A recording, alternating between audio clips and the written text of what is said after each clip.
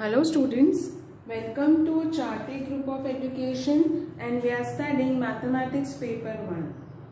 We have started in the last two classes with our second lesson, that is real numbers. Now dear students, in the last classes what we have discussed?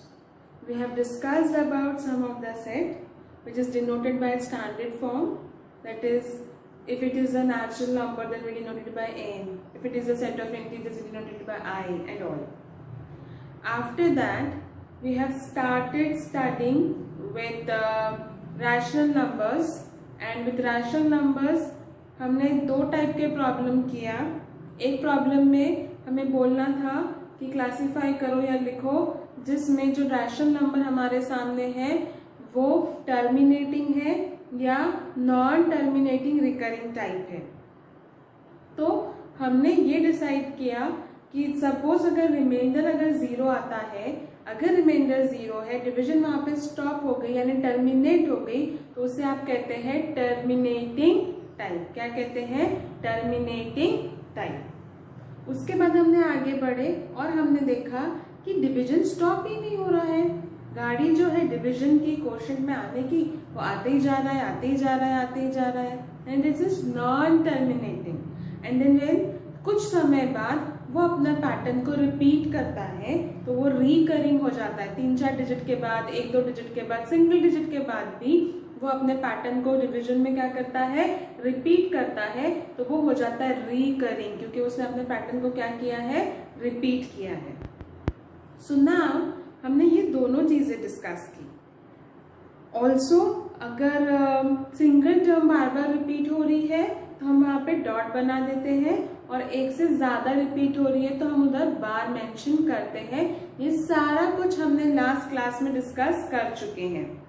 Last class में rational number दिया था, उसको p/q के form में भी represent करना समझे थे और उसका डेली टास्क आपने किया है. ठीक है. Now let's study something new today. अब ऐसा हो सकता है कि मैं डिवाइड कर रही हूं और डिवीजन स्टॉप नहीं हो रही है और डिवीजन चलती जा रही है, चलती जा रही है, बट डिवीजन इस तरीके से चल रही है कि उसका पैटर्न रिपीट नहीं हो रहा है. वो डिवीजन आ रही है और उसका पैटर्न कभी भी रिपीट नहीं होने वाला है. कुछ ना कुछ चलते जा रहा है, चलते जा रहा है, but it is non recurring type. When it is not repeating its pattern in the division, it is non-recurring. So now these type of numbers where when you divide it is non-terminating and non-recurring. Mark my words what I am saying. Non-terminating यानी division करने के बाद गाड़ी चलती जा रही है, चलती जा रही है, चलती जा रही है. In any case reminder zero नहीं हो रहा है और डिविजन हो रही है. डिवीजन खत्म नहीं हो रही है, रिमाइंडर जीरो नहीं हो रहा है, क्वेश्चन आ रहा है यानी नॉन टर्मिनेटिंग. बट क्वेश्चन आने के साथ साथ पैटर्न रिपीट नहीं हो रहा है. एक भी जगह पैटर्न बंद हो रहा है क्या? यानी 4 डिजिट के बाद, 5 डिजिट के बाद, 6 डिजिट के बाद, 2 डिजिट के बाद उसका पैटर्न रिपीट नहीं हो रहा है तो it is non recurring. What is it? Non recurring. ऐसे नंबर्स जो non repeat, non terminating and non recurring रहेंगे उसे आप कहेंगे इरैशनल नंबर्स. आज का पहला definition, irrational numbers, those numbers which are non terminating and non recurring. The decimal form which is non terminating and non recurring is known as irrational numbers. These type of numbers will become irrational numbers. Now let me remind you, when you were in 8th standard, you have drawn irrational number on the number line. That was your very first lesson. 8th standard में पहला lesson था जिसमें आपने irrational number को number line पर represent किया था. √2 था, √3 था, आपने रिप्रेजेंट किया था. आज की क्लास में हम वही रिपीट करेंगे और 1-2 नंबर्स और देखेंगे रैशनल नंबर जिसको हम नंबर लाइन पे रिप्रेजेंट करेंगे. आई होप आपको याद है, रिवाइज भी करेंगे और आप आपके सामने ये लेकर बैठेंगे. जैसे जैसे मैं कर रही हूँ आप भी करेंगे, मतलब आपको बाद में तकलीफ नहीं होंगी. तो आप अपना बुक और पेन साथ में रखिए। Book, pencil, eraser, scale, protractor और साथ में डिवाइडर। ठीक है, प्रोटेक्टर इज डी वाला, और आपका जो अपन मार्किंग करते हैं वो आप आपके सामने रखेंगे, ताकि जब हम ये ड्रॉ करें तो आप भी उसको अपना काम से यूज कर सके और साथों साथ काम कर सके।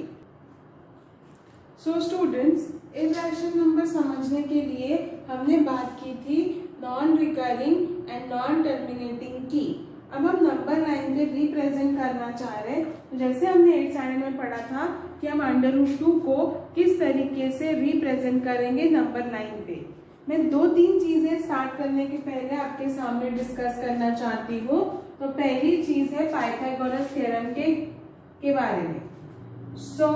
आपको पाइथागोरस थ्योरम हमने 8th स्टैंडर्ड में बहुत क्लैरिटी के साथ पढ़ा है कि व्हाट इज पाइथागोरस थ्योरम, कब अप्लाई होता है, कैसे होता है।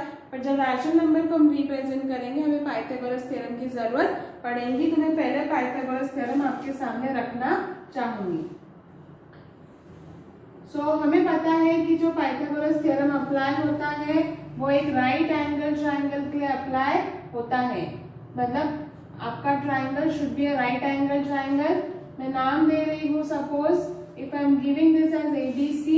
मैं आपको पाइथागोरस थ्योरम रिवाइज करा रही हूँ, रिपीट कर सकते हैं अपन। हमने क्या पढ़ा था, angle should be of 90 degree, angle should be of 90 degree, जिसमें साइड अपोजिट टू 90 डिग्री, मतलब कौन सी side, this AC, side opposite to 90 degree is known as hypotenuse, it is known as hypotenuse.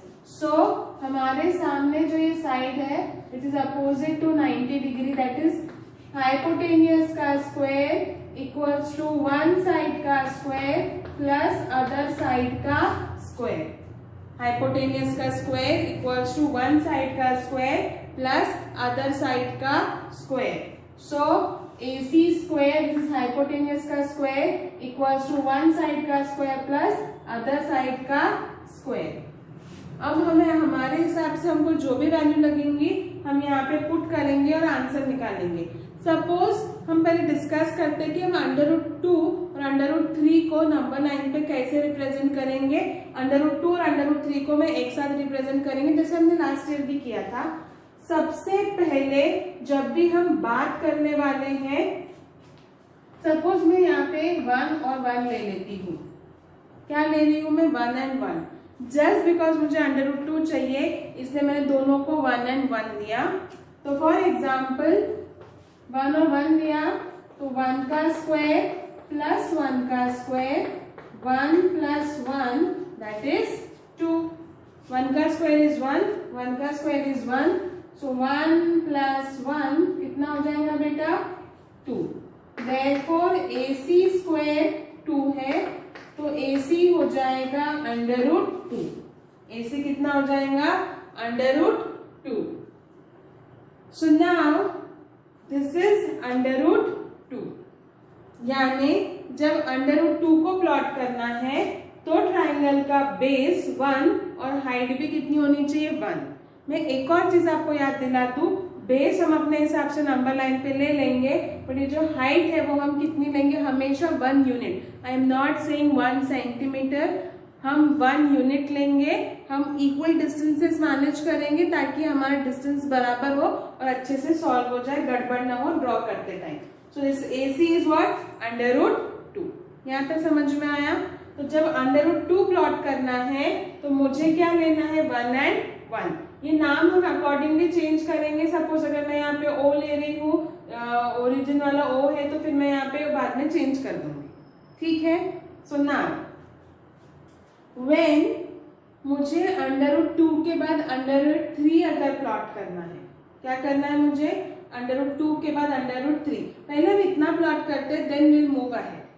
सबसे पहले जब भी हम ड्रॉ कर रहे हैं, √2 एक इर्रेशनल नंबर है और इर्रेशनल नंबर को ड्रॉ करने के लिए सबसे पहले हम यूज करेंगे एक नंबर लाइन।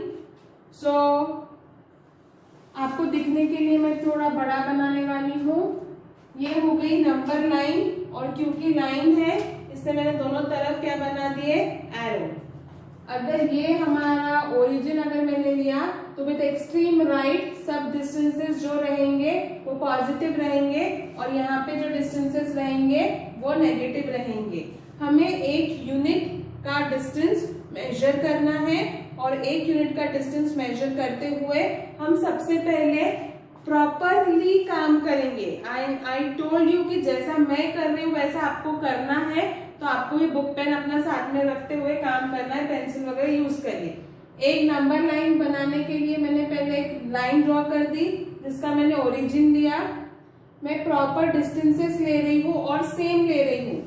आपके पास आपका प्रोटेक्टर होगा, वो प्रोटेक्टर आप यूज करेंगे, इसमें पेंसिल डालेंगे और इक्वल डिस्टेंसेस उससे मार्क करेंगे।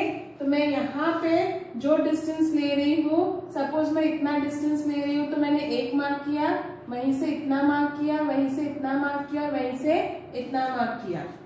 So this is 1 2 3 and 4। थोड़ा दूर दूर भी मार्क आप कर सकते हैं, ठीक है। इस तरीके से हम डिस्टेंस मार्क करेंगे और आपकी इस तरीके से आप बुक में करेंगे, लेकिन मैं इतना कम डिस्टेंस मार्क करूंगी तो बोर्ड पे समझना मुश्किल हो जाएगा, इसलिए मैं थोड़ा बड़ा डिस्टेंस मार्क कर रही हूँ। समझ में आया? आप आपकी बुक के हिसाब से करिए, मैं अपने बोर्ड के हिसाब से करती। तो मैंने एक डिस्टेंस यहाँ पे लिया 1 और उतना ही डिस्टेंस मैं यहाँ पे ले लूंगी 2, ठीक है। और जितना डिस्टेंस मैंने यहाँ पे लिया आपको चाहिए था -1 -2 यहाँ पे दे सकते हैं। अब आप क्या करेंगे, जैसे हमारा एक AB है और BC है, फिलहाल मैंने यहाँ पे नाम O दिया है तो आपको समझना आना चाहिए, तो मैं यहाँ पे A और B दे देती हूँ। और ट्राइंगल मेरा जो बनेगा आपको जिस तरीके से, वो तो पाइथागोरस थ्योरम समझाने के लिए था, तो अगर मैं बाद में आपका नंबर आप नाम वहां पे चेंज कर पाएंगे। पाइथागोरस थ्योरम जब मैं आपको समझा दूं तो आपको समझ में आना चाहिए कि हमें जो डिस्टेंस है वो 1 और 1 चाहिए। क्यों? क्योंकि हमें क्या प्लॉट करना है, √2। हमें क्या प्लॉट करना है, √2। तो डिस्टेंस 1 यूनिट होना चाहिए। तो मैं क्या करूंगी, ये रहा मेरा 1, 0 से ये रहा मेरा 1, तो मैं क्या करूंगी 1 पे से परपेंडिकुलर निकालूंगी, ठीक है। जो परपेंडिकुलर रहेंगे वो हमेशा यूनिट पे ही रखेंगे अपन, क्योंकि हम नीचे की वैल्यूज चेंज कर सकते हैं, ऊपर का चेंज करने वाले डिफिकल्ट होता है। तो अभी तो 1 1 है तो कोई टेंशन नहीं, आगे के बारे में आगे बात करेंगे। सो ये 1 है और मुझे 1 निकालना है, तो मुझे यहाँ से परपेंडिकुलर ड्रॉ करना है। परपेंडिकुलर ड्रॉ करने के लिए आपके कंपास में प्रोटेक्टर होता है D जिसको आप बोलते हैं, वो प्रोटेक्टर का यूज करेंगे, यहाँ पे रखेंगे और एक 90 डिग्री का एंगल फॉर्म करेंगे और वो 90 डिग्री का आप यहाँ पे परपेंडिकुलर बना देंगे। This is perpendicular. और वो आप बेटा कैसे बनाने वाले हो, आप प्रोटेक्टर का यूज करके बनाने वाले हो, ठीक है बेटा। यहां तक क्लैरिटी आ गई। अब ये दोनों जितना डिस्टेंस है, आप ये दोनों के बीच का डिस्टेंस गिन लेंगे। ये दोनों के बीच का आपका जितना डिस्टेंस है वो डिस्टेंस मेजर करने के बाद वही डिस्टेंस यहाँ पे रखेंगे ताकि गड़बड़ ना हो, पॉइंट बनाने में कोई गड़बड़ ना हो। मतलब ये डिस्टेंस और ये डिस्टेंस यूनिट में समान होना चाहिए। क्यों समान होना चाहिए? क्योंकि मेरा 1 यूनिट इधर का और इधर का सेम होना चाहिए, क्योंकि मेरा आंसर 1 और 1 है। और जब भी हम यूनिट डिस्टेंस के बारे में बात करें तो 0 से लेके 1 का गैप, 1 से लेके 2 का गैप, 0 से लेके -1 का गैप, -1 से लेके -2 का गैप कैसा होना चाहिए? सेम। फिर से मैं आपको समझा दूं, आपने एक नंबर लाइन ली है, आपने ओरिजिन ड्रॉ किया है, आपने समान डिस्टेंसेस पे पॉइंट प्लॉट किए हैं और वही समान डिस्टेंस पे आपने यहाँ पे क्या किया हुआ है, आपने एक परपेंडिकुलर ड्रॉ किया हुआ है। इन दोनों के बीच का डिस्टेंस और इन दोनों के बीच का डिस्टेंस मुझे सेम चाहिए, ठीक है, ओके। अब आप क्या करोगे, इन दोनों को जोड़ दोगे, स्केल का यूज करके आप इन दोनों को क्या कर दोगे, जोड़ दोगे। ये डिस्टेंस आपका 1 है और ये डिस्टेंस भी आपका कितना है, 1 है। जोड़ दिया। सो नाउ आप क्या करोगे, आप अपना डिवाइडर लोगे, इतना डिस्टेंस आप क्या करोगे, मेजर करोगे अपने डिवाइडर में। It is not possible for me to measure as of now here.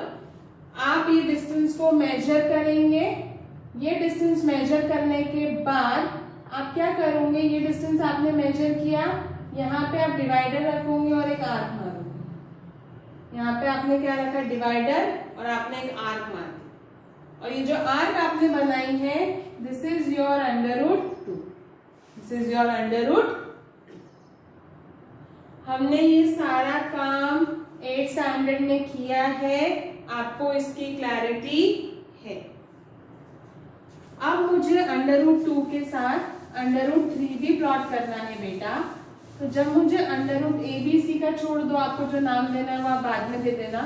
One side other side याद रखो, बाकी का आप कर सकते हैं। आपको जो भी नाम देना है आप दे पाएंगे बाद में। नाउ मुझे अब √3 प्लॉट करना है। मेरा हाइपोटेनियस का आंसर √3 आना चाहिए और मैं ज्यादा से ज्यादा यहाँ पे 1 ही ले सकती हूँ। परपेंडिकुलर के टाइम पे जो भी डिस्टेंस 1 यूनिट का रहेगा मैं वही ले सकती हूँ। तो जब मुझे आंसर √3 लाना है, वो टाइम पे मुझे क्या करना पड़ेगा, √2 से शुरुआत करनी पड़ेगी। कैसे शुरुआत करनी पड़ेगी, मेरा base should be from √2, this height should be 1। So one side का स्क्वायर प्लस अदर साइड का स्क्वायर। √2 और √2 का square is 2, 2 + 1 that is how much, 3। अगर मैं फिर से इसको नाम ABC देती हूं, तो माई AB square will be how much, my AB square will be how much, 3। So AB will be how much, √3. This way I can plot √3 on a number line by using √2 as a base. By using √2 as a base. अब मुझे तुरंत बोला √3 plot करो, तो जब तक मेरा √2 confirm नहीं है मैं √3 नहीं निकाल सकती। निकाल सकते क्या? नहीं निकाल सकते। हमें क्या पता √2 किधर है? 2 पता है, 3 पता है, 4 पता है, पर √2 नहीं पता। जब √3 निकालना पड़ेगा तो √2 डेफिनेटली निकालना पड़ेगा। सो √2 will be my base the way I have taken here, and 1 as usual will be my perpendicular, and then I repeat the same procedure. तो मैं क्या करूंगी, ये रहा मेरा √2, ये रहा मेरा √2। मैं यहां से परपेंडिकुलर ड्रॉ करूंगी प्रोटेक्टर का यूज करके। आप बराबर बुक में करिए। एक परपेंडिकुलर मैंने ड्रॉ कर दिया और ये परपेंडिकुलर है, इसमें मैंने 90 डिग्री का यहाँ पे क्या बना दिया, एक सिंबल बना दिया। फिर से मैंने यूनिट डिस्टेंस लिया, जितना यहाँ होगा उतना ही यूनिट डिस्टेंस पहले यहाँ पे लिया था, वो उतना यूनिट डिस्टेंस लिया। बाद में फिर से इसको O के साथ जोड़ दिया, मतलब ओरिजिन के साथ मैंने ये पॉइंट को फिर से क्या कर दिया, जोड़ दिया, जैसे मैंने पहले किया था। फिर से सुनिए, √2 से परपेंडिकुलर ड्रॉ किया, कर दिया, गुड। √2 से परपेंडिकुलर ड्रॉ आपने प्रोटेक्टर यूज करके किया होगा। उसके बाद 1 यूनिट का डिस्टेंस जो 0 से लेके 1 तक है या 1 से लेके 2 हमारा प्रॉपर डिस्टेंस लिया हुआ है, उतना ही डिस्टेंस का पॉइंट यहाँ पे डाल दो और O से चिपका दो, ज्वाइन कर दो। उसके बाद हमने क्या किया था, ये दोनों का डिस्टेंस प्रोटेक्टर ने मेजर किया था और यहां से एरो बनाया था। ये दोनों का डिस्टेंस लिया, आपका प्रोटेक्टर, आपका डिवाइडर यहाँ पे रखो और एक एरो खींचो। This will be your √3. This will be your √3. So बराबर यहाँ दोनों का डिस्टेंस मेजर करने का, यहाँ पे रखने का, और एक यहाँ से एक एरो यहाँ पे डिस्टेंस मेजर कर दिया। जैसे डिस्टेंस मेजर किया, यहाँ पे एरो रखा, छोड़ दिया, यहाँ पे एरो रखा, छोड़ दिया, यहाँ से यहाँ तक डिस्टेंस मेजर किया, यहाँ पे रखा, यहाँ से एक एंगल छोड़ दिया, यहाँ पे रखा, यहाँ से एंगल छोड़ दिया। डिस्टेंस मेजर करते ही ओरिजिन पे ही रखिए, जैसे डिस्टेंस मेजर किया ओरिजिन पे रखिए और वहां से एक लाइन छोड़ दीजिए। समझ में आया? This is your √3। So for plotting √2, 1 unit in the base and 1 perpendicular का सेम चलेगा 1 यूनिट। मेक श्योर 1 यूनिट सबका प्रॉपर सेम रहना चाहिए। आप कितना भी मेजर करो, 1 यूनिट मेजर करो, आपने डिस्टेंस जितना मेजर किया उतना लो, लेकिन एरो बराबर बनाओ और जितना बेस में लिया है उतना ही हाइट में लो।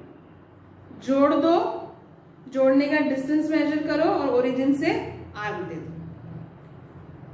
√3 के टाइम √2 पे से परपेंडिकुलर निकालो, √2 से परपेंडिकुलर निकालो, फिर से 1 यूनिट का आप हाइट के लिए ले लो, ओरिजिन से जोड़ दो, ओरिजिन पे रखो, दे दो आर्क। ओरिजिन पे रखते जाएंगे, आर्क दे देंगे। √2 और √3 आपका प्लॉट हो गया है कहां पर? नंबर लाइन पर। ठीक है बेटा, यहां तक समझ में आया? यहां तक क्लैरिटी है आपको?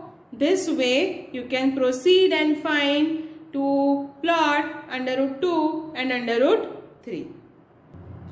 सो बेटा, आज का आपका डेली टास्क है कि सबसे पहले आप आज चेक कर लीजिए कि हमने √2 और √3 को किस तरीके से प्लॉट किए हैं, और ये √2 और √3 आप भी अच्छी तरीके से प्लॉट कर पा रहे हैं, यानी उसमें आपको कोई कंफ्यूजन नहीं रहना चाहिए।